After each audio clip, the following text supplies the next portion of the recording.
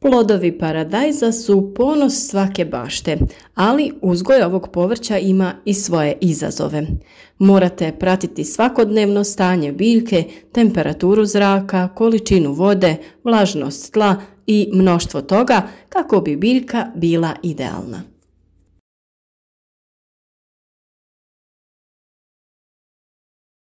Veoma često možemo primijetiti na biljkama da je došlo do pojave žutih listova. Mnogobrojni su razlozi koji do toga dovode. Neki od njih su stres zbog presađivanja, nedostatak ili višak hranjiva, temperaturni šokovi, višak ili manjak vlage, napad štetnih organizama ili pojava biljnih bolesti, kao i prirodni proces odumiranja listova.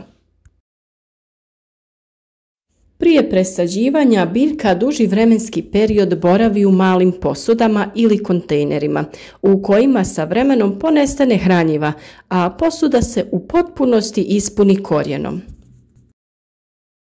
Bilo kakva prihrana u tom stanju i dalje neće biti previše učinkovita. Samo presađivanje uvijek izaziva neku vrstu stresa kod biljke. Mlade biljke trebaju se prilagoditi novoj sredini. Tom prilikom dolazi do oštećenja korijena što rezultira slabijom ishranom usjeva. Biljke se prilagođavaju novonastaloj situaciji i pokušavaju zaštititi najmlađe dijelove, koji su ujedno i tačka rasta. Upravo iz tog razloga često dolazi do žućenja starijih listova. Ukoliko su oni najstariji, odnosno donji, već požutili, treba ih pažljivo ukloniti. To će omogućiti biljci da hranjiva i vodu usmjeri na mlađe dijelove. Također, poboljšat će se ventilacija, što će smanjiti pojavu oboljenja i napad štetočina.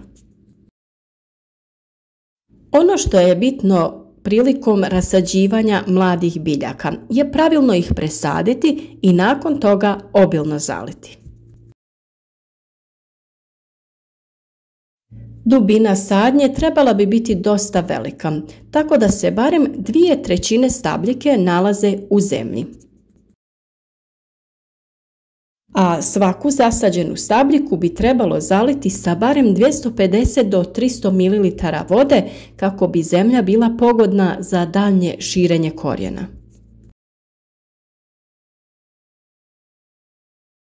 Ono što je vrlo bitno jeste da prilikom prvog zalijevanja trebate dodati određeni fungicid koji će spriječiti razvoj gljivica. Već smo nekoliko puta spominjali sredstvo koje mi koristimo, a zove se Previcur Energy. Vi naravno možete potražiti nešto slično što je vama dostupno.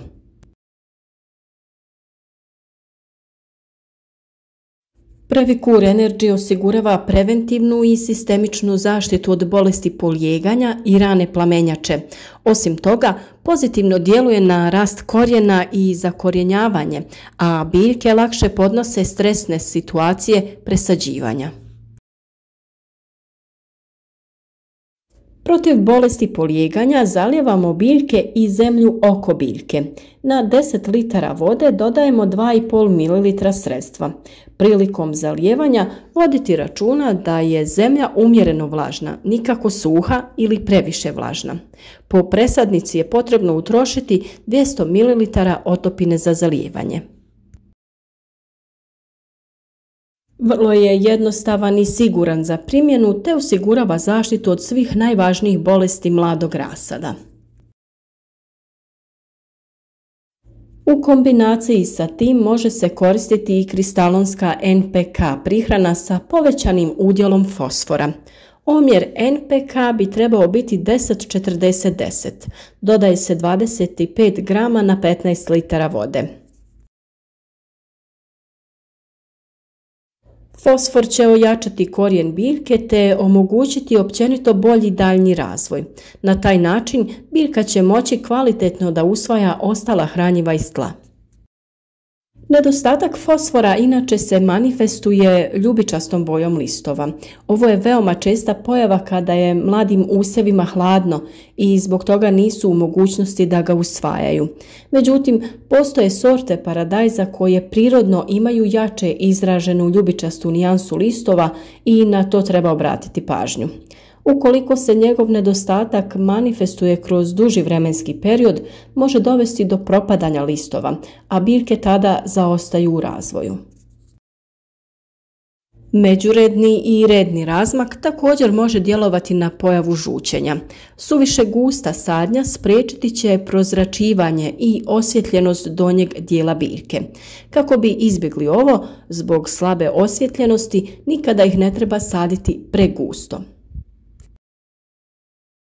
Najmanji preporučeni razmak između biljaka je od 30 do 40 cm, a razmak između redova je najmanji 70 cm. Razmak je poželjno da bude i veći, ali zbog ograničenosti prostora i većih prinosa na manjoj površini, ovo je neki optimalan razmak. Nedostatak ili višak vlage može dovesti do toga da listovi požute. Ukoliko biljka pati od nedostatka vode, pokušati će da se zaštiti uvrtanjem listova. Kada takvo stanje potraje, rezultirat će žutilom. Prekomjerno zalijevanje i višak vlage također mogu dovesti do promjena u sistemu ishrane i propadanja korijena biljke. Sve to na kraju rezultira propadanjem i listova. Nepravilna ishrana usjeva jedan je od glavnih faktora koji utječu na ovu pojavu. Manjak ili višak hranjivih elemenata dovodi do pojave različitih simptoma. Najčešće je žučenje izazvano nedostatkom dušika. Manjak ovog elementa prvo će se pokazati na donjim listovima. Osim ove pojave, dušik djeluje i na pojavu malih plodova koji ubrzano dozrijevaju. Problem njegovog nedostatka možemo riješiti dodavanjem đubriva koje sadrže dušik. To su uglavnom prirodna đubriva od koprive te kokošije đubrivo. A sa dodavanjem dušičnih hraniva ne treba pretjerivati, jer ukoliko se javi višak ovog elementa, on ima štetno dejstvo na gajenje biljke. Tu se opet vraćamo na temu analize zemljišta o kojoj smo dosta pričali i ukoliko želite imati kvalitetne usjeve, vrlo je bitno da odradite analizu zemljišta na vrijeme. Prihrana se može odraditi i folijarno, tada možemo koristiti pripravak od žare. A također postoje i biostimulatori, jedan od takvih je Sinergon. Sinergon 2000 je organsko tekuće gnojivo namijenjeno folijarnoj primjeni kod biljaka koje su podložene ambijentalnom i fiziološkom stresu. Organska komponenta unosi dušik u visoko primjenjivom obliku koji omogućava poboljšanje fizioloških i proizvodnih mehanizama uzgajane biljke. Na ovaj način biljke koje su gnojene sinergonom su otpornije, aktivnije, vitalnije i produktivnije. Samim korištenjem ovog preparata dobiva se veća otpornost na klimatske nepogode, bolji vegetativni razvoj, bolja opća uravnoteženost biljke i veća produktivnost. Korištenje je vrlo jednostavno, 30 ml ovog sredstva dodaje se na 15 litara vode i sa tom otopinom folijarno prihranjujemo biljke, to jest pošpricamo ih preko lista. A sada se opet vraćamo na NPK kristalonsku prihranu sa kojom možete brže oporaviti biljku. Dušik ima oznaku N i u omjeru bi on trebao biti najveći. Simptomi žučenja mogu zahvatiti pojedinačne listove, određene etaže ili čak cijelu biljku. Svaki element koji nedostaje u ishrani može izazvati karakteristične simptome. Nedostatak magnezija, cinka, kalija i drugih minerala djeluju na promjenu boje zelenih dijelova biljke. Da bismo ovo spriječili, potrebno je redovno prihranjivati biljke. Prva prihrana se obavlja 10 do 15 dana nakon presađivanja, kada se biljka primila na stalno mjesto i razvila dobar korijen. U istim intervalima prihranjivanje se nastavlja tokom sezone, a đubriva se prilagođavaju fazama rasta paradajza.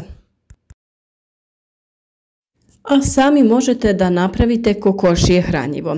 Potrebno je da uzmete 200 do 250 grama kokošijeg đubriva i razblažite ga sa 10 litara vode. Dobijena smjesa dobro se pomiješa i ostavi da stoji 24 sata. Ovim hranjivom obavljate zalijevanje u količini od 2 do 3 litre po biljci. Također se može napraviti i miks đubrivo. Priprema se od kokošijeg đubriva, pepela, kvasca i vode. Potrebno je 10 litara vode, 1 vrećica suhog kvasca, to jest 10 grama, 5 kašika šećera za aktivaciju kvasca, te posuda od pola litre u koju ćete staviti pepeo od drveta i posuda od pola litre kokošijeg đubriva. Svi ti sastojci se dobro izmiješaju i ostave da stoje 1 dan. Miks se primjenjuje razblažen sa vodom u odnosu 1:10. Za mlade biljke on je nešto blaži u omjeru 0,5:10, dok se za biljke u cvatu i rodu može koristiti i omjer od 1,5:10. Kada je riječ o ovakvim pojavama poput žućenja listova, ne brinite, nije to ništa strašno i sve se može nadoknaditi. A za svaki slučaj pregledajte biljku i uvjerite se da nema nepozvanih gostiju i stanovnika kako oni ne bi bili uzrok problema. A u narednom periodu dosta ćemo pažnje posvetiti problemima pri uzgoju paradajza, prihrani i zaštiti, tako da sve vas koji već niste pozivamo da zapratite naš kanal. Ukoliko pored tipke subscribe kliknete i na znak zvonca, dolaziti će vam obavijesti o svakom novom videu.